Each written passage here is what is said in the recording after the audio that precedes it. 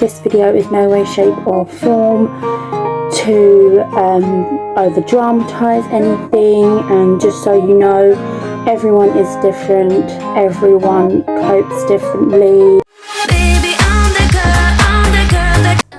Hi guys, welcome back to my channel. So today's video I'm going to be talking about mental health and my mental health, because there is a lot you guys do not know, because on my channel I have not gone that deep into my mental health. I have not said anything about my mental health, and I've been very private on that side of my life because I want my channel to be a uplifting, happy, positive environment, and I don't want to ever feel the need to talk about anything negative, but I do feel like it will give you guys an insight and you guys will understand me better, and yeah, so that's why I thought I'd do a video based on mental health. So yeah, without further ado, we're going to start this very, very sensitive video. Okay, so first off I'm going to be leaving a disclaimer. Obviously this video is no way, shape or form to over dramatise anything, and just so you know, everyone is different, everyone copes differently with the things they're struggling with. Some people do not have the same struggles as other people, some people don't understand what some people are going through. These are just some of the things I struggle with that you may not understand. I'm not going to be some of the things because quite a lot of it is health related. I will, because some of them are really difficult and really intense to explain, and I don't really know how to explain some of my health related things. I will only be explaining the ones that I'm able to explain, and the ones I am unable to explain, you can maybe just search up and get to know it that way, because I'm not very good at wording things, not very good at wording and describing things, so yeah, I'm going to try my best. But yeah, disclaimer out the way. Okay, I've been suffering with really bad mental health since 2021. It all started, you guys do not know this I don't think, but I had 2 spinal fusions. If you do not know what a spinal fusion is, it is a curvature in your spine which can make you a little bit, if you look at my shoulders, one is a little bit lower than the other. It's fine, but I had a curvature of my spine, T2 to L4. If you don't know what T2 to L4 is, T2 is like top 2, and then L4 is lower 4. You know what I mean? The T stands for top and the L stands for lower, which I guess you did know, which is quite a significant amount. But I was first diagnosed with scoliosis in 2019, and then in 2021 I had the spinal fusion operation. I was only supposed to have it once, but so I had the first op.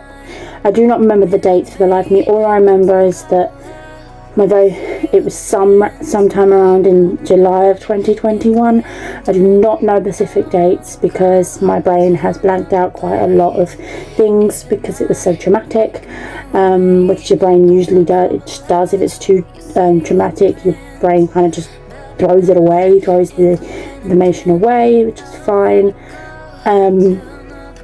But so I had my first op. I don't talk about this very much and how it makes me feel, so I'm gonna like stutter and stuff, but please ignore that. It's also really hard to talk about, but I'm open to. It's been long enough. But yeah, so I had it done the first operation, and I was quite ill. I'm not going to go into detail because that's disgusting, and I don't want to gross any of you out, but I was really, really, really, really ill, and then one day I was told I was going home, and that was exciting because I think I'd only been there for maybe a week. I don't know.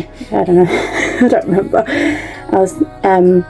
But then they usually, after you've been under anaesthesia, they have to get your body reworking again, because obviously your body had shut down when you were under anaesthesia. But so they were getting me out of bed for physio, and if you don't know, currently in holding my spine up is 2 large metal rods that are screwed in. I know it sounds really bad, but I got out of bed and all I remember is feeling like I was gonna die. Like, I felt awful. I couldn't breathe, I couldn't move, and even at one point, because I was panicking so much, I'm pretty sure, again, some of these things I'm not gonna remember every single detail. Some things I'm gonna say might not be correct because my brain doesn't really like. Anyway, I'm pretty sure at one point I was literally on the brink of like not breathing. That's how badly I was panicking. I was having panic attacks, because one of the screws that was, I don't know if it was 1 or 2 of the screws that were holding my metal rods together came away from the metal, and it was just inside me, massive amounts of pain, to the point where I was literally screaming, crying, couldn't breathe. There had a bunch of nurses coming, my mum was panicking, and the thing is, I would not talk to any of the other nurses. There was one specific nurse that I'd open up to and I'd talk to, and that I felt comfortable and safe with. My mum knew who it was, so they immediately told her to ring that specific nurse. They brought her down from a completely different area, and she came to me. They put an oxygen mask on me so I could breathe, and she was the only one that was able to get me to calm down. I'd calmed, and then I don't really remember what else happened after that, and then I was sent down to have it done again, second time to the op.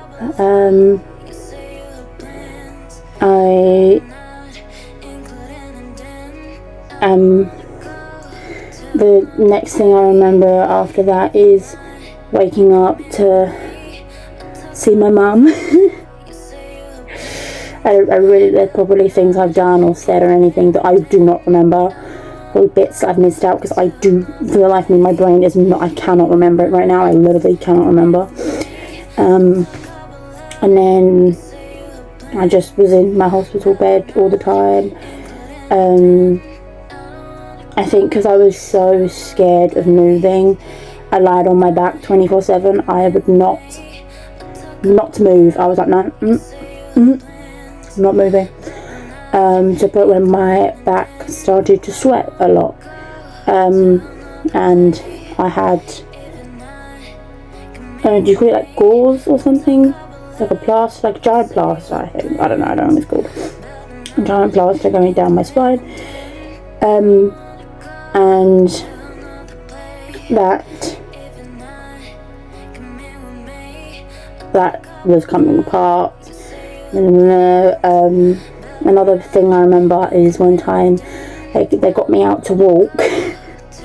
I was so high on anaesthesia, like I was still completely out of it. Like, obviously I was coherent, like I could talk, I knew who was there, but I had no control over what I was saying.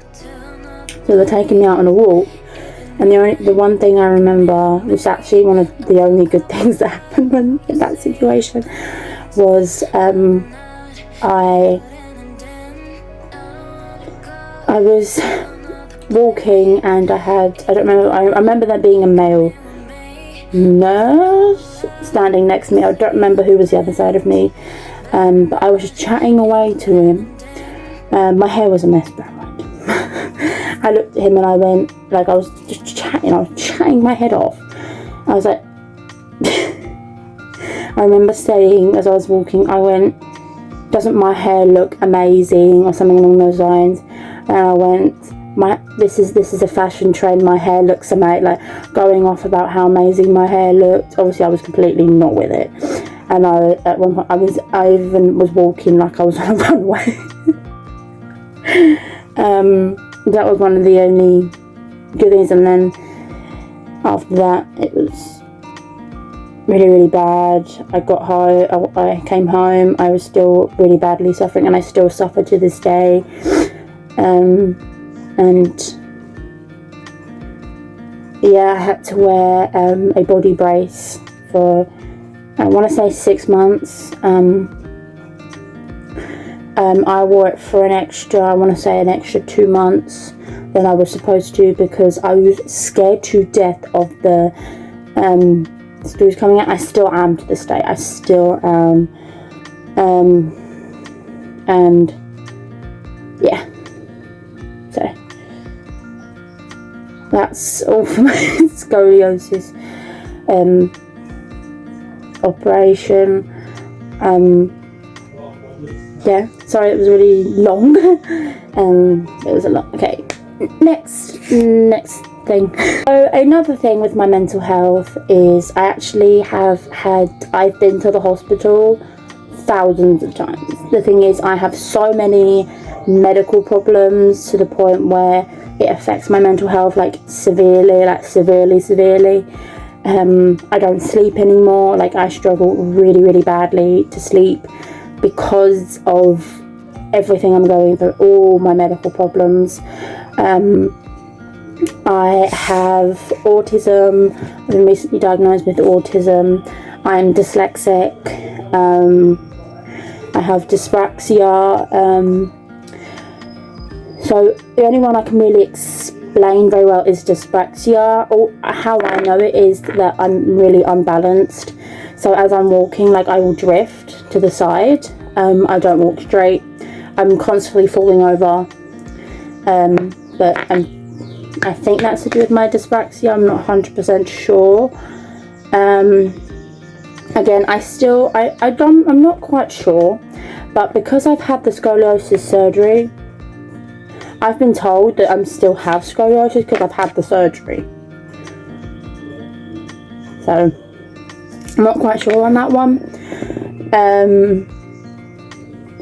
I also have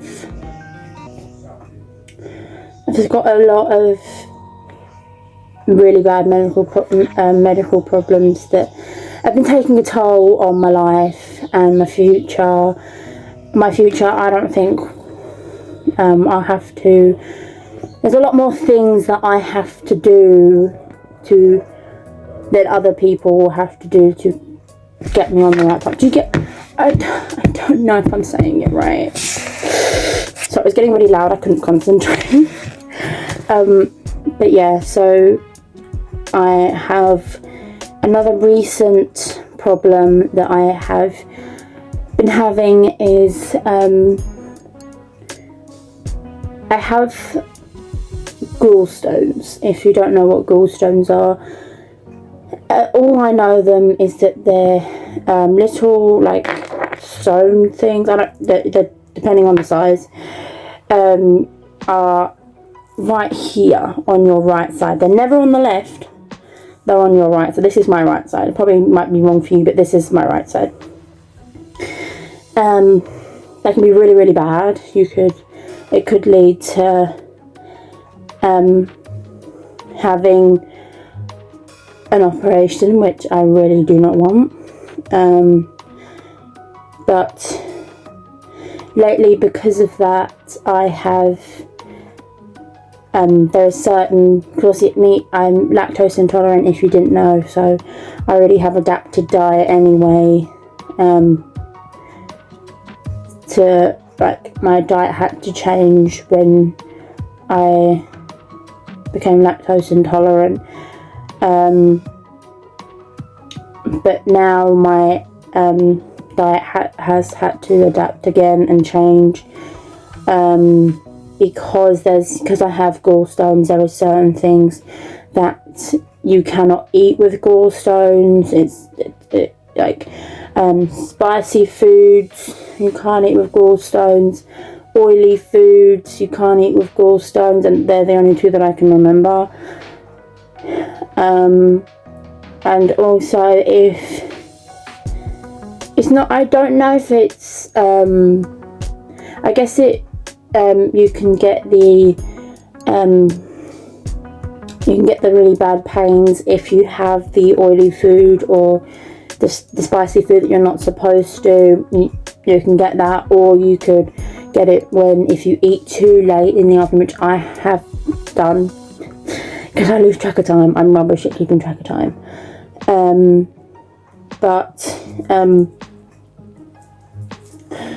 I have had, it's happened twice now, and I think if it happens another time, I have to get back in contact with the gallbladder doctor,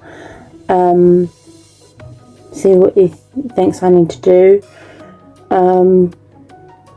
But I have been waking up in the middle of the night, not being able to breathe, in massive amounts of pain in my right side, from here going down every time I breathed. Obviously, when you breathe, your stomach moves, so it would hurt every time, and I'd have panic attacks, because ever since my scoliosis operation, everything frightens me now. Everything medical wise frightens me now. I really do not like going to the hospital. Like, the hospital is probably one of my least favourite places ever in the whole entire world, because I've had so many bad experiences in hospitals. I do have to go to them still regularly, so I do soldier on and go to the hospital, but if I could help it, if I had a choice to never step foot in a hospital ever again, I would not. I would never, but no. Yeah, just because a lot of people they don't understand. Deep down, you may obviously see in quite a lot of my videos, I'm upbeat, I'm making jokes, I'm laughing, I'm smiling. It's because that's the side of me I want people to know. I don't want people to know my sad, depressive, painful side. When people meet me, I want them to see me as a fun, upbeat, happy person. So I tend to project that a lot more than my sadder side. If you're one of my closest friends, you'll probably say the same thing, but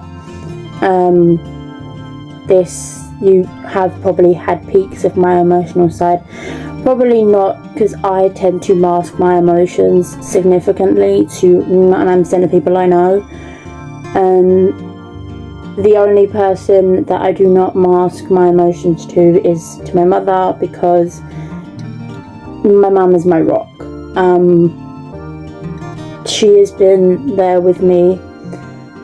I'm gonna cry. Has been there with me every single step of the way. Every single little tiny step. My mum has been. And my mum, I'm not going to talk a bit much on her, but about her personal things, but she does suffer with her health as well. So she understands where I'm coming from and how I feel. She's like every time I have to go to the hospital, she comes with me. And when we're waiting in the waiting room, we just have like chats and stuff. Like we'll talk about random shit. And she does whatever she can to take my mind off the fact that I'm at the hospital, and I do not like the hospital at all. So she's the only person that I do not mask my emotions with, because she is the only one that understands me. Sometimes I will try and explain and open up and show more to my closest friends, but 90% of the time they don't understand, or they try and understand me, or they say, oh yes, I completely understand how you are, when deep down they really do not. They're just saying it to make me feel better. And I know for a fact they cannot and will never be able to understand how I feel unless they have it too. There's been loads of occasions where I have tried to be more open with some of my friends, and well, my best friend in Pacific, she's really understanding. Like, I can talk to her literally about anything, and she will do everything in her power to understand me as much as she can. She'll try and put herself in my shoes so she'll understand me. Again, I do not blame her if she doesn't understand me. Some of these things, some of my medical stuff, I don't even understand. So, but some of my other friends, they don't understand. They don't get it. They tell me they understand me, but I know for a passion they do not understand any single little thing that I'm saying. Sometimes I'll be trying to be heart to heart with them, and they will just push my emotions backwards and talk about something else, or push it aside. I know that's probably their way of trying to understand me or trying to assist me in dealing with it, but sometimes I just want someone to sit there and let me rant to them. Do not say a word, just let me rant. That's all I want, is someone. That's what my mum does. She sits with me and lets me rant to her and rant and chat about everything I'm feeling, and then when I'm done talking, then she says what she needs to say. But it does not apply for everyone, but I do feel like sometimes when people don't understand, they tend to just talk about something else or move on, or I do want people to be able to understand everything that I'm going through, and understand all the struggles that I have to do for them to even see me in the day, because nowadays, I'm not even kidding you, if I wasn't, because my mum, she is such an inspirational woman. She inspires me every single day. She gets up and gets on with her life regardless how shitty she feels. And I think I have taken some of that from her. Like, I do that too. Because if I let my pain and my emotion, like my sadness, overwhelm me, I'd still be in my bed right now. I would not be out of my bed ever. But people, they don't understand this. They say, oh no, you're being over dramatic. But I do so much to get myself out of bed every day. I can barely move when I'm even in bed, because I'm struggling really hard with all the pain that I'm in. I can't move at all. Like, some people say, oh well, I'm in pain too, and they'll try and tell me that they get me. They don't. No, they don't. But yeah, I'm up. So yeah. Anyway guys, I've been talking a lot about sad things. I'm gonna end the video here before we cry anymore. No! There is obviously still some other things that I have not touched in today's video. If you would like me to touch into them a little bit more, I can do, but I'm going to leave that all for today. So yeah, thank you for watching this video. Make sure you click that like button, click that subscribe button, hit that notification bell so you get notified every time I upload a brand new YouTube video.